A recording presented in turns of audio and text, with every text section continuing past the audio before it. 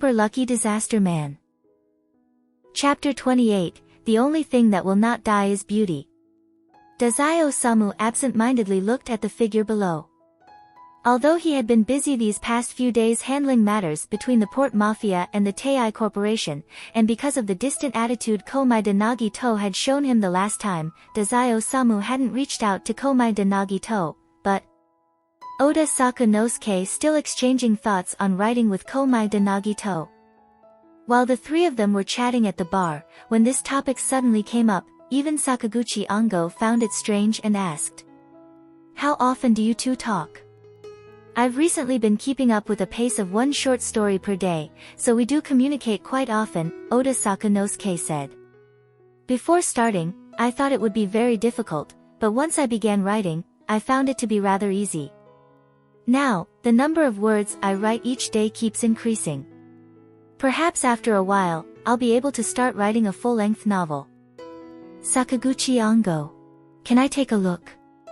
Is your productivity really that high? I can't even imagine it." "Oda Saku, are you sure this is your first time writing a novel?" Oda Sakamosuke shook his head. "Writing is fast, but revising is slow. I'll let you all see it once I've finished the revisions." "Then why are you showing it to that Komai-de-kun?" Sakaguchi Ango immediately felt something strange. Their old group of friends was being outdone by a recently acquainted teenager. Did this person have some special quality? "Because you guys are very busy. Lately, you've been coming to Lupin less frequently, right?" Dazai Osamu asked curiously, "Has Komai-de-kun given you a lot of feedback on your writing?" "Rather than saying he gives me feedback on my writing." Oda Sakamosuke showed a thoughtful expression, taking out his phone and opening his inbox. "Actually, our exchanges aren't limited to my novel. We also recommend recently published books to each other, as well as our thoughts on those books. It's more like a book friend, I would say." What?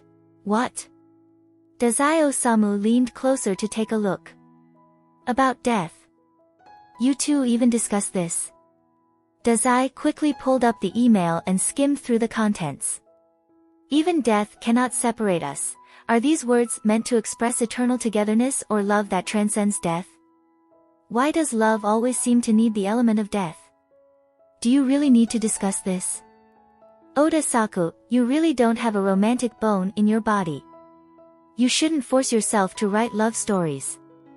Sakaguchi Ango adjusted his glasses and joked, "Isn't that the kind of sweet talk shared between couples? But when faced with actual life-threatening danger, one might end up abandoning the other and running away." "Exactly, if you check the news, you'll often see stories where one person dies while the other survives." "Ah, but if a double suicide actually succeeds, that would be something. Maybe I should try it next time." Dazai Osamu suddenly seemed to get some sort of inspiration from that email, looking unexpectedly excited. Sakaguchi Ango ignored Dazai's tangent and asked, "But why did you end up discussing this topic?" "Oda Saku, did you write these words?"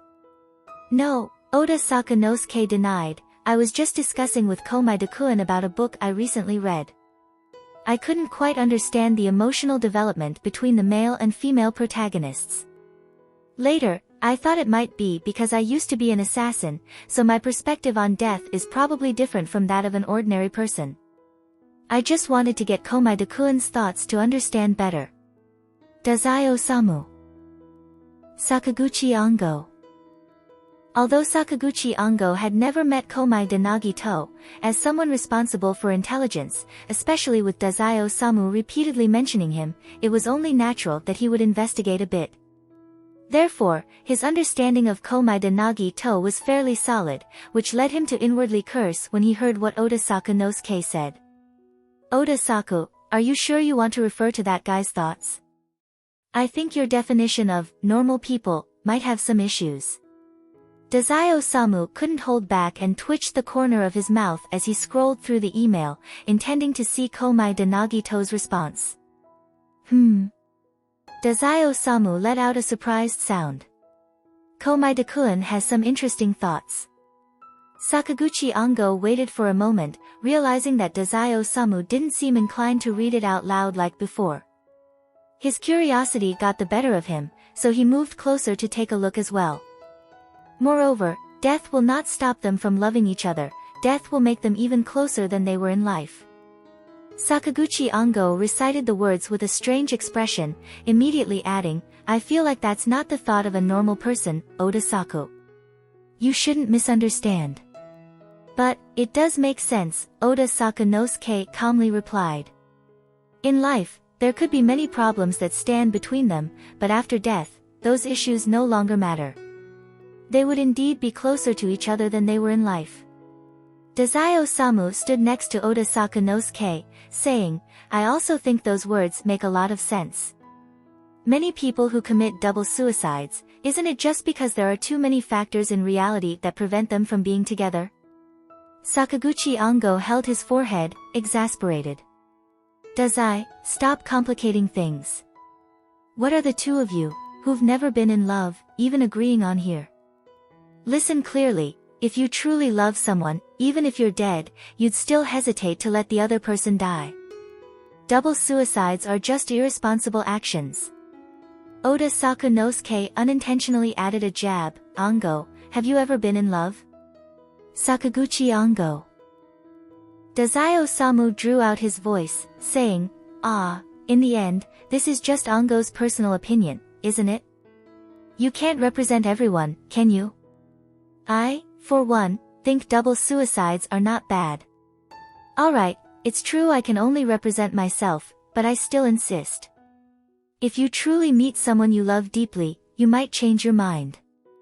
Sakaguchi Ango adjusted his glasses, trying to salvage his companion's views on love, speaking personally, important people or things, ideals. Some things are worth risking my life to protect. Dazai Osamu, on this topic, suddenly shifted from his previous playful tone, displaying a kind of cold and disdainful attitude. No matter how important something is, the more you don't want to lose it, the more you will. Since it's all the same in the end, why not choose a double suicide? At least, until death, you'd still have the other person. Just as the atmosphere became a bit heavy due to Dazai Osamu's words, Oda Sakanosuke suddenly remembered something. It seems like Komai Dakuen also said something similar. Dazai and Komai Dakuen really are alike. As he spoke, he started flipping through emails. It should be. Got it, it's in this email. Dazai Osamu's previously relaxed and indifferent expression subtly changed as he quietly stared at the phrase displayed for him on the screen. The only thing that will not die is beauty, and for us, only what dies with us will not truly die. Dazai-kun? Ozaki Koyo's voice brought Dazai Osamu back from his thoughts. Were you listening to what I just said? Dazai Osamu raised a smile and replied, I was listening. For Dazai Osamu, multitasking was basic procedure. Even if 10 Mori Ogais were talking to him about different topics simultaneously, it wouldn't affect his ability to space out without neglecting his actual work. So, tell me what you think, Ozaki Koyo said, slightly furrowing her brows. Given the current situation, once this voyage ended, Mori Ogai would definitely ask her for information on Komai de Nagito. Before that happened, she wanted to confirm Dazai Osamu's stance on this. Like I said earlier, Komai de Nagito's information is public. It's entirely up to you how you handle it, Koyone-san, Dazai Osamu calmly replied, even smiling as he added, honestly, I'm looking forward to the moment when Boss Mori gets dubbed the light of the insurance world by those working in the industry. The insurance world had suffered under Komai de Nagito for a long time. If Mori Ogai could actually manage to deal with him, erecting a shrine in his honor and calling him the guardian deity of the insurance industry wouldn't be out of the question. Ozaki Koyo sighed. You really aren't worried at all, are you? That's hardly the attitude one would have toward a friend. Was I overthinking it after all? Ozaki Koyo mused. Koyone-san, worrying too much will make you age faster, you know? Dazai Osamu teased with a smile. It's not really important when it comes to Komai Dakuen, but there's something you haven't found in the information, so I need to emphasize it a bit. Ozaki Koyo straightened up, sensing that something important was coming up. What is it? Dazai Osamu spoke each word carefully. Komai Dakuen doesn't have any abilities. Ozaki Koyo. Ozaki Koyo was genuinely shocked. From the moment she obtained Komai de Nagito's information, she had accepted that Komai de Nagito was an ability user. On one hand, because Komai de Nagito's experiences were too legendary, and on the other hand, because Dazai Osamu paid excessive attention to him, Ozaki Koyo instinctively believed that anyone who could attract Dazai Osamu's attention like that must be special. No ability, are you sure? Ozaki Koyo asked in astonishment, covering her mouth, his experiences. Confirmed, it's all just coincidences. Dazai Osamu lifted the corners of his mouth, his expression strange as he spoke. Maybe it's because we're ability users that we've unconsciously been brainwashed by the special ability theory, becoming overly arrogant and assuming that, aside from ability users, ordinary people aren't worth mentioning. But this world is actually far more miraculous than we think. Ozaki Koyo's expression turned subtle as she pondered for a moment, then sighed. You're right. Even without abilities, miraculous things can certainly happen to ordinary people. And for Komai Dakuen, it's probably better that he isn't an ability user. Probably. Dazai Osamu shrugged. If he doesn't have an ability, it also means that not even I can alter his fate. Even if something Komai Dakuen doesn't want to happen is about to occur, no one can stop it. From that perspective, I don't think it's necessarily a good thing, you know? Ozaki Koyo shot him an angry glare. Stop complaining when you're already in a fortunate position. He knew exactly what she was referring to. If she were to submit the information she had previously gathered as it is, Boss Mori would undoubtedly reach the same conclusion she just did, assuming Komai de Nagito is an ability user. This would then lead to a series of actions targeting Komai de Nagito. However, with Dazai-kun now telling her to add the key term, non-ability user, the nature of the situation changes. At the very least, before confirming whether or not this information is accurate, Boss Mori is unlikely to act rashly, as there is a lot of uncertainty and coincidences surrounding Komai de Nagito. She hadn't expected that Dazai Osamu would go to such lengths for someone who, just a while ago, was merely a casual acquaintance like Komai de Nagito. Ozaki Koyo's curiosity was once again piqued. In an organization like the Port Mafia, where the nature of it is particularly unique, maintaining distance and not prying into the personal lives and secrets of colleagues is a basic rule of conduct. But the last time they met in the elevator, Dazai Osamu hadn't avoided her and casually spoke. This time, Ozaki Koyo didn't hold back and asked directly. Have your relations improved over the past couple of days? After he left the headquarters last time, we haven't been in contact.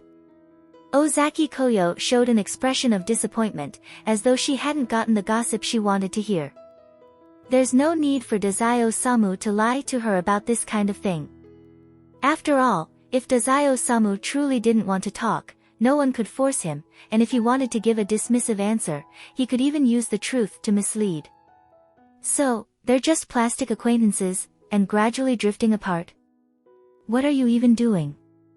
Ozaki Koyo sighed. If that's the case, wouldn't it have been better not to get involved with him in the first place? Dazai Osamu theatrically sighed, and whether genuine or not, said, if Komai Dakuen could be so boring that I could ignore him, that would be fine. But it's impossible to ignore him, isn't it?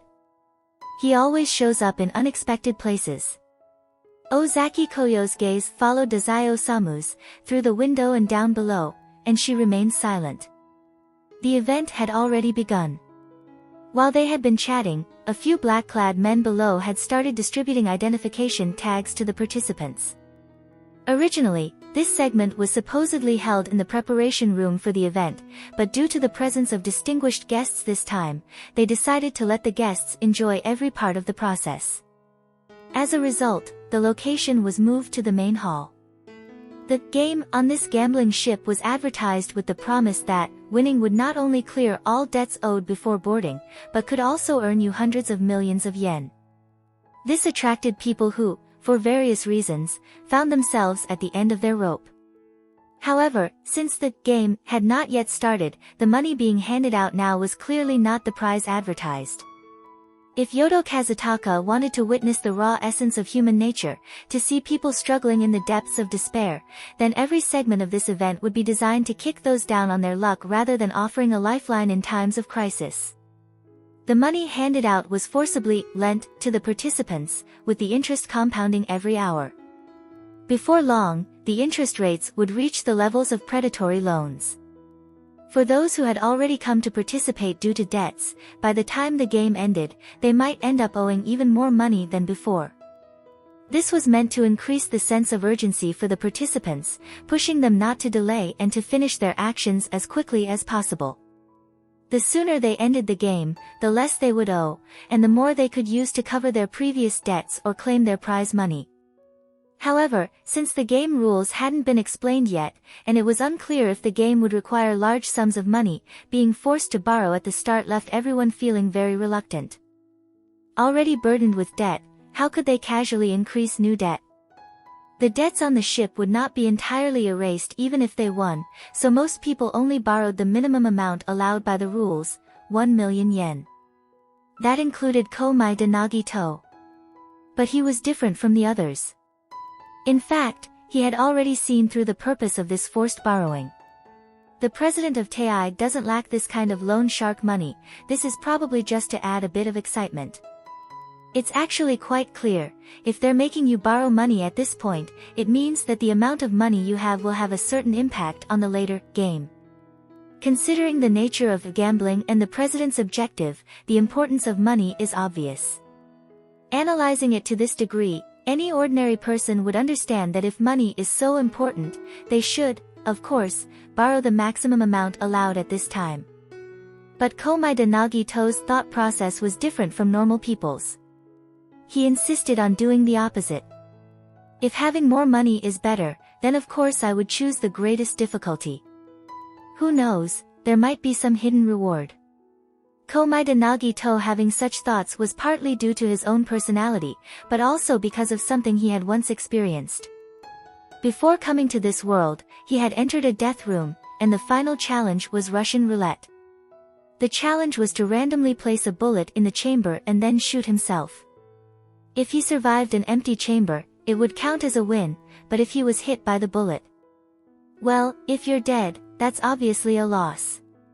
The original rule of Russian roulette was that out of 6 chambers, only one would be loaded with a bullet. However, Komai de Nagito's action at that time was just to remove one bullet, raising the probability of death from 1/6 to 5/6. But Komai de Nagito won, and because he had cleared the highest difficulty level, he received a hidden reward. Due to this experience with Russian roulette, Komai de Nagito decided to apply the same tactic this time, wanting to test his luck and see if it would trigger some kind of special event. However, what followed left him disappointed. As everyone finished borrowing money and registering, a man in black sunglasses began explaining the rules of the game, instructing them to open the 2 document bags handed out along with the token they had just received. Inside one of the bags were 3 star-shaped items, adhesive on the back, which could be stuck onto the badge they had just received to wear on their chest. In the other document bag were 12 cards, with 4 cards each showing rock, paper, and scissors. The man in black proceeded to explain the rules of the game. Before the set time limit of 4 hours ends, you must use all of your cards. Each time you lose, you will lose 1 star. When time is up, those who have 3 stars or more and have used all their cards will be considered the winners. The cards have a sensor embedded in them. On the dueling platform, you must throw the used cards into the slot on the table. The screen in this hall will display in real time how many of each type of card remain. It is forbidden to discard cards, damage cards, or... The man in black began listing a series of rule violations, and judging from the numerous warnings, it seemed that many of the previous participants had tried to pull off various small tricks. Komai de Nagito summarized the situation. Overall, the game involved using cards to play rock-paper-scissors with other players. You could lose or you could win, but ultimately, the cards represented opportunities, while the stars represented life. As long as you still had stars, you hadn't completely lost your chance. After a long string of warnings, when Komaeda Nagito didn't hear the phrase, "trading cards is forbidden," he instantly understood the true purpose of money in this game. If your stars were insufficient but you had no cards left, you could buy cards from others to gain more chances. You could also directly purchase stars from those who had extras, though stars would certainly be very expensive, especially as the game neared its final stages, where a single star could cost as much as 100 million yen. After all, in this game, losing meant losing your life, but if you won, clearing your debts would be like a rebirth, giving you a completely different life from before. As long as they could win, these players would be willing to pay any price. Unfortunately for Komaeda Nagito, realizing this so much earlier than the others didn't bring him any joy from having figured out the game's rules. Instead, it left him feeling deeply disappointed, so much so that he couldn't help but voice his frustration as soon as he understood. What is this? At this level, it doesn't even count as increasing the difficulty, because no matter how much money I have, I won't need to use it. But there was no helping it. The people who designed this were thinking of the general public, not someone like him, so it was normal that they wouldn't account for everything. Even with the limited number of rock-paper-scissors matches allowed, the essence of this game still had an element of luck. And as long as it involved luck, Komaeda Nagito didn't need to play by any rules. For others, this might be about betting everything, but for Komaeda Nagito, he didn't even need to take it seriously, there was no pressure at all. Well, whatever, it's not like I came here just to play this game. He came to see if, in this atmosphere filled with negativity and despair, hope could emerge. Participating was secondary, observing how others acted was his main goal. Thinking like that, Komaeda Nagito felt much more at ease. His quiet murmuring was overheard by a middle-aged man standing beside him. This man had a prominent chin and appeared more composed than the surrounding people, who were filled with confusion and fear. After hearing Komaeda Nagito's words, he couldn't help but turn to look at him. Compared to the difference between himself and others, Komaeda Nagito stood out even more distinctly from the rest. The middle-aged man with the prominent chin pondered for a moment, noticing how Komaeda Nagito seemed completely unbothered by the earlier speech from Tei Corporation's deputy leader. He then took the initiative to talk to Komaeda Nagito. "Youngster, judging by your appearance, it seems like you're not lacking in money at all. So why did you get on this ship?" Komaeda Nagito responded coldly, "Could you not talk to me? I honestly can't imagine why you would have the audacity to show your face here." The middle-aged man with the prominent chin, stunned by the sudden reproach, responded. "Sorry, did I offend you somehow?"